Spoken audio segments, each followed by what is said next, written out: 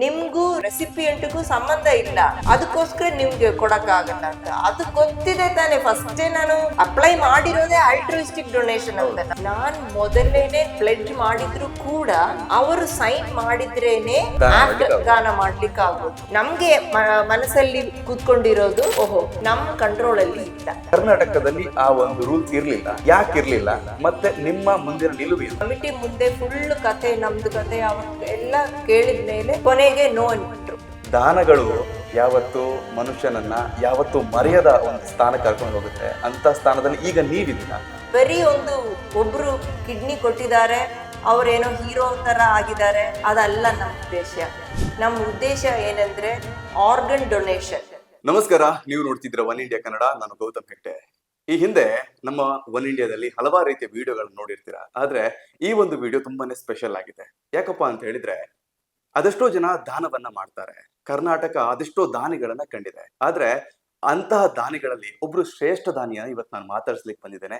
ನಾನು ಇವಾಗ ಮಣಿಪಾಲ ಹಾಸ್ಪಿಟಲ್ ಅಲ್ಲಿ ಇದ್ದೇನೆ. ನಮ್ ಜೊತೆ ತಂಕಮ್ ಎಸ್ ಅಂತ ಹೇಳುವಂತಹ ಒಬ್ರು ವೈದ್ಯರಿದ್ದಾರೆ. ಮೇಡಮ್ ನಮಸ್ತೆ. ನಮಸ್ತೆ. ಕಾರ್ಯಕ್ರಮಕ್ಕೆ ಸ್ವಾಗತ. ನಮಸ್ತೆ. ನೀವ್ ಈಗ ಹೇಗಿದ್ದೀರಾ? ತುಂಬಾ ಚೆನ್ನಾಗಿದ್ದೀನಿ, ಏನು ಪ್ರಾಬ್ಲಮ್ ಇಲ್ಲ. ಆಪರೇಷನ್ ನಡೆದು 2 weeks ಆಯ್ತು. ತುಂಬಾ ಚೆನ್ನಾಗಿದ್ದೀನಿ, ಏನು ಪ್ರಾಬ್ಲಮ್. ಈಗ ನಮ್ಮ ವೀಕ್ಷಕರಿಗೆ ಯಾವ ಆಪರೇಷನ್ ಏನಾಗಿದೆ ಅಂತ ಒಂದು ಪ್ರಶ್ನೆ ಬಂದಿರುತ್ತೆ. ಖಂಡಿತವಾಗ್ಲೂ ಕರ್ನಾಟಕದಲ್ಲಿ ಕಿಡ್ನಿ ದಾನ ಅಂತ ಹೇಳುವಂತದ್ದು ಹೆಚ್ಚಾಗಿ ಕೇಳಲಿಕ್ಕೆ ಸಿಗೋದಿಲ್ಲ. ಯಾಕಂತ ಹೇಳಿದ್ರೆ, ಯಾರಾದ್ರೂ ಕಿಡ್ನಿಯನ್ನ ದಾನ ಮಾಡ್ತಾರಂತ ಆದ್ರೆ ಅವರ ಮನೆಯವರಿಗೆ ಮಾತ್ರ ಮಾಡುವಂತದ್ದಿತ್ತು. ಆದ್ರೆ ಇದೀಗ ಮೊಟ್ಟ ಮೊದಲ ಬಾರಿಗೆ ಕರ್ನಾಟಕದಲ್ಲಿ ಮೇಡಮ್ ಅವರು ಕಿಡ್ನಿಯನ್ನ ಯಾರಿಗೋ ಒಬ್ರಿಗೆ ದಾನ ಮಾಡಿ, ಇವಾಗ ಕರ್ನಾಟಕದಲ್ಲಿ ಒಂದು ಹೊಸ ರೂಲ್ ಬರ್ಬೇಕು ಅಂತ, ಒಂದು ಹೊಸ ರೂಲ್ಸ್ ಬರ್ಬೇಕು ಅನ್ನೋ ಕಾರಣಕ್ಕೋಸ್ಕರ ಇವಾಗ ಒಂದು ಶ್ರಮ ಪಡ್ತಿದ್ದಾರೆ.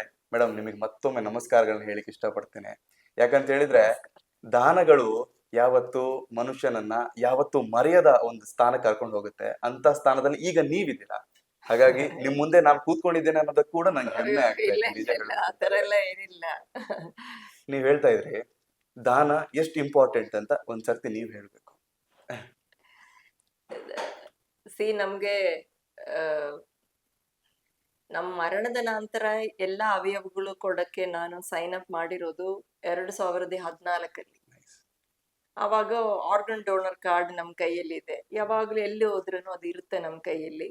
ಏನಾದ್ರು ಆಕ್ಸಿಡೆಂಟ್ ಆಗಿದೆ, ವಾಟ್ ಎವರ್ ಇದ್ರೆ, ನಾನು ಆರ್ಗನ್ ಡೋನರ್ ಅಂತ ನಮ್ನ ಸಿಕ್ಕಿರೋರ್ಗೆ ಗೊತ್ತಾಗ್ಬೇಕು. ಇಮಿಡಿಯೇಟ್ಲಿ ಹಾಸ್ಪಿಟಲ್ ತಗೊಂಡು ಹೋಗಿ ನಮ್ಮ ಆರ್ಗನ್ಸ್ ನ ಹಾರ್ವೆಸ್ಟ್ ಮಾಡ್ಬೇಕು. ಸೊ ಆರ್ಗನ್ ಪ್ಲೆಡ್ಜ್ ಮಾಡಿ ಆ ಕಾರ್ಡ್ ನಮ್ ಕೈಯಲ್ಲಿ ಇದೆ, ಯಾವಾಗ್ಲೂ ಇದೆ, ಈಗಲೂ ಇದೆ.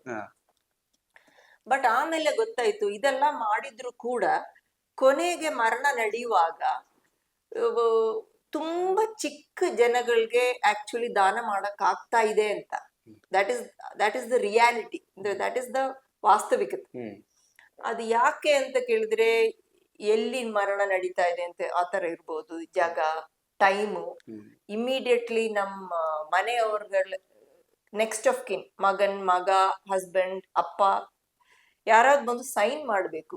ನಾನ್ ಮೊದಲೇನೆ ಪ್ಲೆಡ್ಜ್ ಮಾಡಿದ್ರು ಕೂಡ ಅವರು ಸೈನ್ ಮಾಡಿದ್ರೇನೆ ದಾನ ಮಾಡ್ಲಿಕ್ಕೆ ಆಗೋದು. ಒಂದ್ ವೇಳೆ ಅದು ಲೇಟ್ ಆದ್ರೆ ಟೈಮು, ಅವ್ರಿಗೆ ಪರಿಸ್ಥಿತಿ ಇಲ್ಲ ಬರ್ಲಿಕ್ಕೆ, ಅವ್ರ ಅಬ್ರಾಡ್ ಇದ್ದಾರೆ, ಇಲ್ಲ ಬರ್ಲಿಕ್ಕೆ ಲೇಟ್ ಆಯ್ತು, ಇಲ್ಲ ನಮ್ type of death, brain death, cardiac death, ಆತರ ಡಿಫ್ರೆಂಟ್ ಇದೆ. ಈಗ ಕಾರ್ಡಿಯಕ್ ಡೆತ್ ಅಲ್ಲಿನೂ ಡೊನೇಟ್ ಮಾಡ್ಬೋದು ಅಂತ ಬರ್ತಾ ಇದೆ, ಟೆಕ್ನಾಲಜಿ ಎಲ್ಲ ಬರ್ತಾ ಇದೆ. ಸೊ ನಮ್ಗೆ ಮನಸ್ಸಲ್ಲಿ ಕೂತ್ಕೊಂಡಿರೋದು ಓಹೋ ನಮ್ ಕಂಟ್ರೋಲ್ ಅಲ್ಲಿ ಇಲ್ಲ, ಪರಿಸ್ಥಿತಿ ಮೇಲೆ ಇದು ಕಂಟ್ರೋಲ್ ಇದೆ. ನಾನ್ ಏನು ಮಾಡಿದ್ರು ಕೂಡ ನಮ್ ಮರಣ ನಂತರ ನಾನ್ ಇರಲ್ವೇ, ನಮ್ ಕಂಟ್ರೋಲ್ ಮಾಡಕ್ ಆಗಲ್ಲ. ಸೊ ನಾನ್ ಜೀವನದಲ್ಲಿ ಇರುವಾಗ ನಾನ್ ಡೊನೇಟ್ ಮಾಡಿ ಪ್ಲೆಡ್ಜ್ ಮಾಡಕ್ಕೆ ಆಸೆ ಪಡ್ತೀನಿ.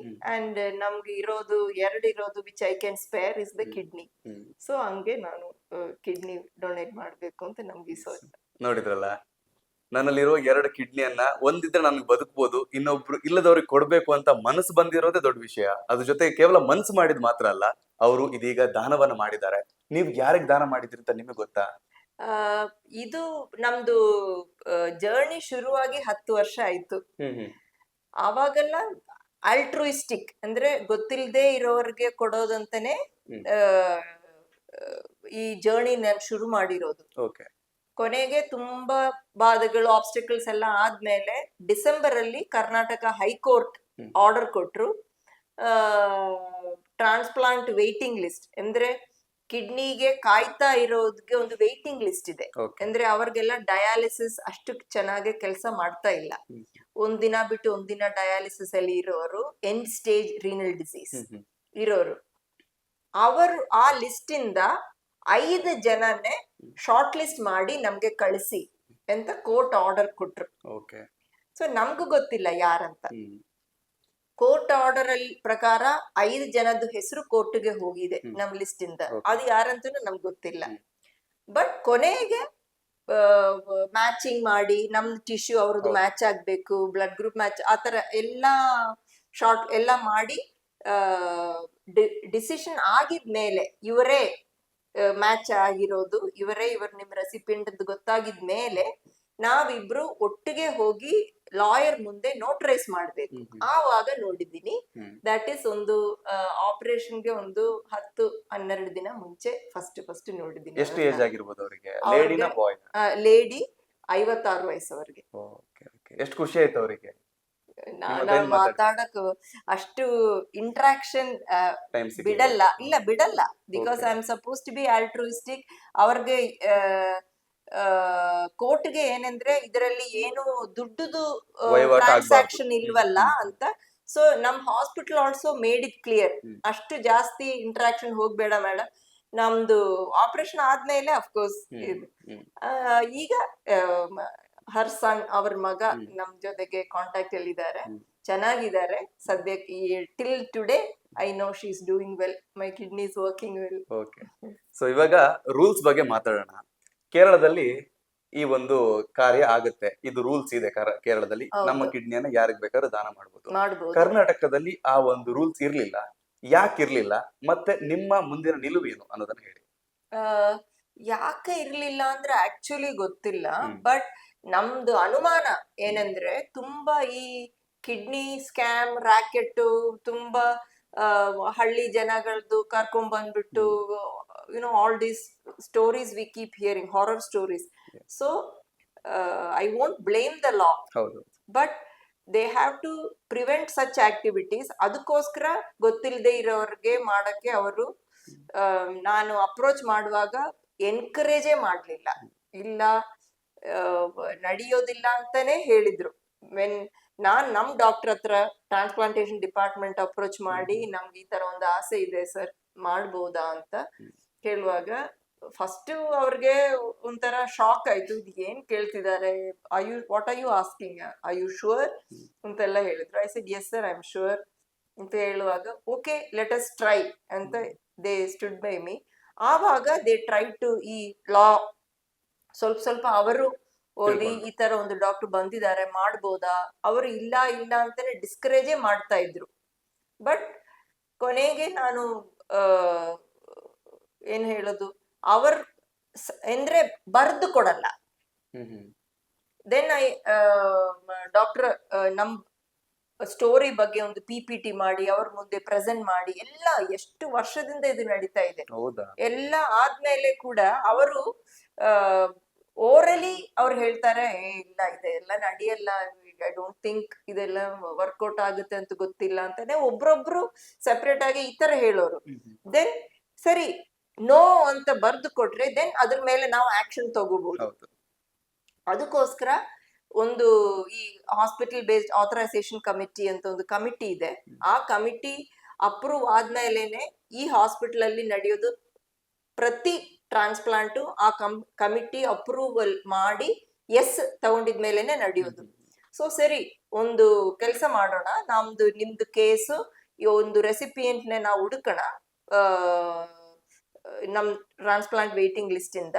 ಇಬ್ರದ್ದು ಕೇಸು ಒಟ್ಟಿಗೆ ನಮ್ ಕಮಿಟಿ ಮುಂದೆ ಇಡೋಣ.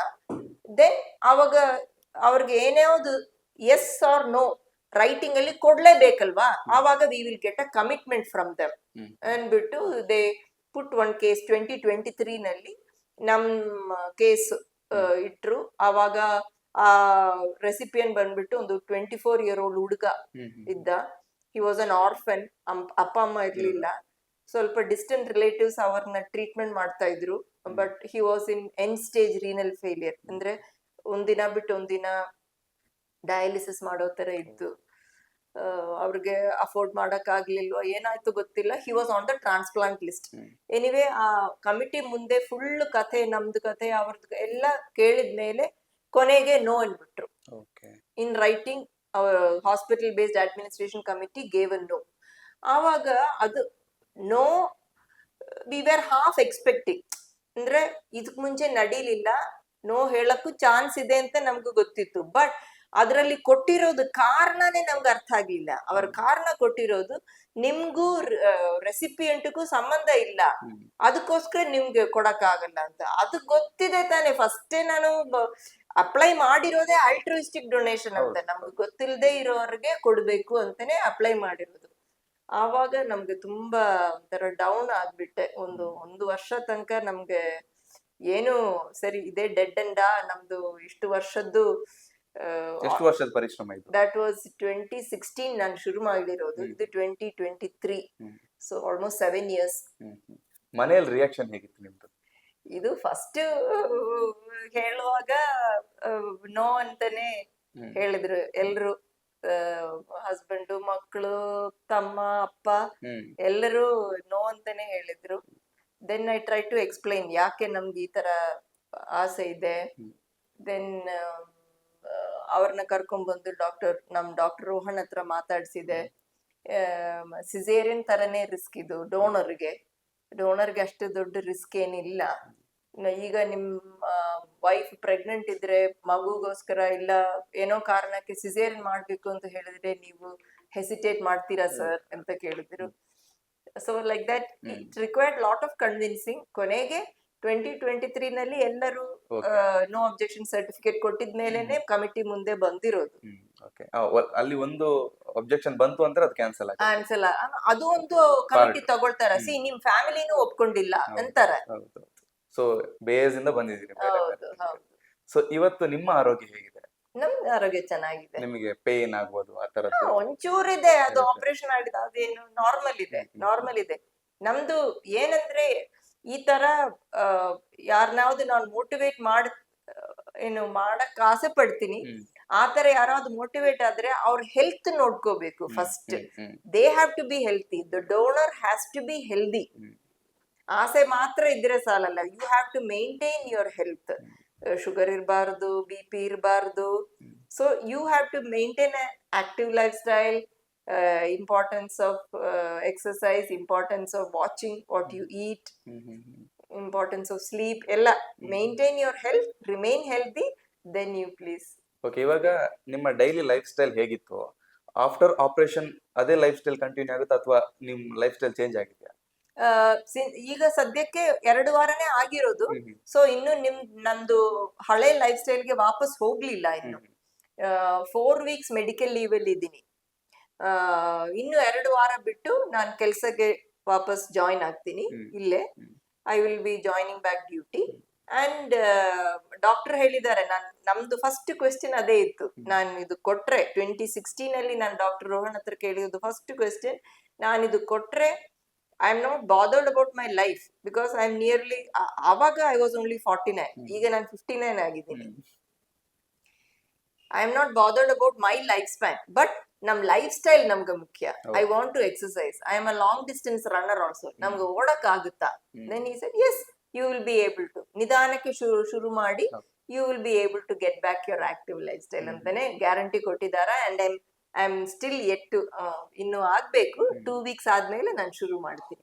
ಇವಾಗ 2 ಕಿಡ್ನಿ ಇರುತ್ತೆ, 1 ಕಿಡ್ನಿ ನಾವು ದಾನ ಮಾಡ್ತೀವಿ.